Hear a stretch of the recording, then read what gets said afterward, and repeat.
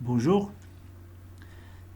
Maintenant, on va entamer donc la correction de l'exercice numéro 5, série numéro 1. Donc l'objectif global de cet exercice est de également vérifier la loi des rendements marginaux donc décroissants pour le facteur travail pour deux entreprises. Pour l'entreprise A, nous avons la fonction de production est égale k à la puissance 0,4 fois L à la puissance 0,6. Et pour deuxième entreprise, c'est-à-dire l'entreprise B, on a la fonction de production est égale 3k à la puissance 3 plus k fois L à la puissance 2. Bien sûr, étant donné que k et L, ce sont des facteurs de production. Généralement, k, c'est le facteur fixe et L, c'est le facteur variable. Très bien, donc pour l'entreprise A. Donc pour vérifier est-ce que la loi des rendements marginaux décroissants est respectée, qu'est-ce qu'il faut faire? Il faut étudier donc la courbe de la productivité marginale du facteur, ici le facteur L. C'est-à-dire on s'intéresse à la courbe de la productivité marginale. Très bien. Donc, pour étudier donc, la forme de la courbe de la productivité marginale, qu'est-ce qu'il faut faire? D'abord, on va calculer donc la fonction de la productivité marginale. Donc, à quoi est égale donc la fonction de la productivité marginale? N'est rien d'autre que la dérivée de la production. Ici, donc, c'est l'entreprise, ici A. Donc, je vais mettre l'indice A.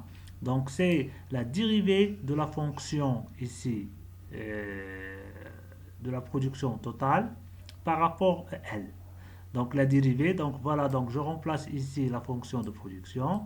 Voilà donc son dérivé ici.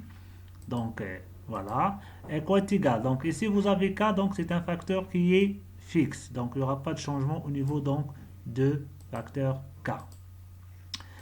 Et également, voilà, donc voilà. Maintenant, donc le facteur variable c'est L. Donc ici vous aurez donc 0,6. Voilà. Et ici vous avez donc pour L, vous avez donc 1 moins 0,6 est égal moins 0,4. Donc si on fait donc maintenant, on va calculer la dérivée de la productivité marginale. Donc, à quoi est égal donc la dérivée de la productivité marginale? La dérivée de la productivité marginale n'est rien d'autre que la dérivée seconde de la productivité totale. Donc ici, on va dériver donc la productivité marginale. Ici, vous avez moins 4. Donc, je vais dériver moins 4. Voilà, donc ici, moins 4. Donc, 0,6, donc il n'y a pas de changement. K également, donc il n'y a pas de changement. Et ici, pour N, nous avons donc 1 moins donc ou bien moins 0,4 donc moins 1 est égal donc c'est moins 1,4 est égal donc si on simplifie donc les calculs on aura donc la forme suivante voilà donc n'est rien d'autre que donc c'est 20 moins 24 voilà moins pardon 0,24 fois k à la puissance 0,4 fois l à la puissance moins 1,4. Très bien. Donc maintenant, qu'est-ce qu'on va faire? Ce qu'on va faire, c'est de bien sûr d'étudier donc de tracer le tableau de variation.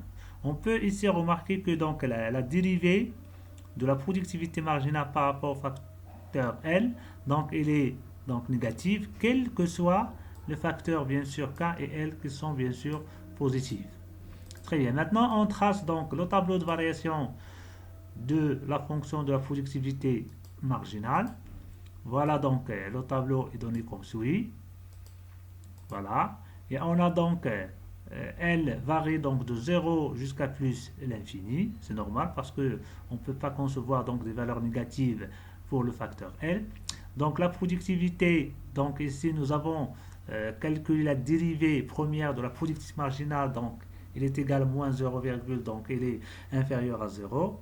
Donc voilà. Et par conséquent, on peut constater ici que la courbe de la productivité marginale par rapport au facteur L, donc puisque ici la dérivée négative, donc elle est décroissante. Donc on peut donc affirmer donc à partir donc de seulement de ce tableau de variation que la loi des rendements marginaux décroissants est vérifiée. En effet, donc au fur et à mesure que le facteur L augmente, voilà, on constate que la productivité marginale, voilà, de ce facteur donc devient décroissante et la production bien sûr augmente de moins en moins vite.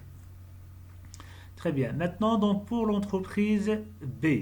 Donc pour l'entreprise B, donc voilà un petit rappel sur la fonction de production pour l'entreprise B. Donc ici je peux ajouter donc l'entreprise B, indice, donc pour signaler que c'est l'entreprise B. Voilà la fonction de production totale.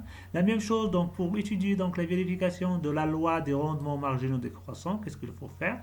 Donc il faut tout simplement étudier donc la courbe de la productivité marginale du facteur L.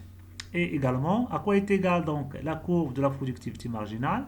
Donc la courbe de la productivité marginale n'est rien d'autre que la dérivée, donc ici c'est l'entreprise B, donc il n'est rien d'autre que la dérivée donc, de la production totale par rapport au facteur L. Voilà, à quoi est égal? Donc si on fait donc les calculs, donc rapidement, voilà, donc c'est la dérivée donc de 3k à la puissance 3 plus 4 fois L à la puissance 2 prime n'est rien d'autre que 8 fois L. Pourquoi? Parce que tout simplement ici K donc est constant, donc c'est 0, donc la dérivée ici donc c'est 8. Très bien, maintenant on va tracer donc le tableau de variation. Donc avant de tracer le tableau de variation, donc qu'est-ce qu'on va faire? On va tout simplement donc calculer la dérivée. Donc on va calculer donc la dérivée de la productivité marginale est égale à 8, donc elle est supérieure à 0, donc quel que soit bien sûr K et L supérieur à 0. Et donc on aura le tableau donc, de variation suivant. Voilà, donc le tableau donc, de variation, donc il est tracé comme suit. Donc c'est très simple. Donc on peut remarquer bien sûr que au fur et à mesure que le facteur L augmente, puisqu'on a, on constate ici donc la productivité marginale, donc la dérivée de la productivité marginale, donc elle est égale à 8, donc elle est positive. Donc ce qui nous intéresse ici, c'est la courbe de la productivité marginale par rapport au facteur L. Voilà, donc ici elle est croissante. Voilà, donc qu'est-ce qu'on peut dire? Donc voilà, ici, on peut vérifier, donc dire tout simplement que d'après le tableau ci-dessus, on constate que la loi des rendements marginaux décroissants donc n'est pas vérifiée. Au contraire, qu'est-ce que nous avons ici? Au contraire, donc nous avons des rendements marginaux donc croissants du facteur de travail. Donc voilà donc la correction de cet exercice. Voilà. Pourquoi on a utilisé donc ici le tableau de variation? On a utilisé donc le tableau de variation parce que nous avons donc la fonction de production pour les deux entreprises. Ce sont des fonctions qui sont continues et par conséquent on peut donc facilement, c'est pas la peine de tracer parce que ce qui nous intéresse ici c'est cette partie donc qui est décroissante. Hein, c'est pas la peine donc de tracer la courbe. Donc le tableau de variation peut nous donner donc une première idée ou bien une idée définitive sur la forme de la courbe de la productivité marginale.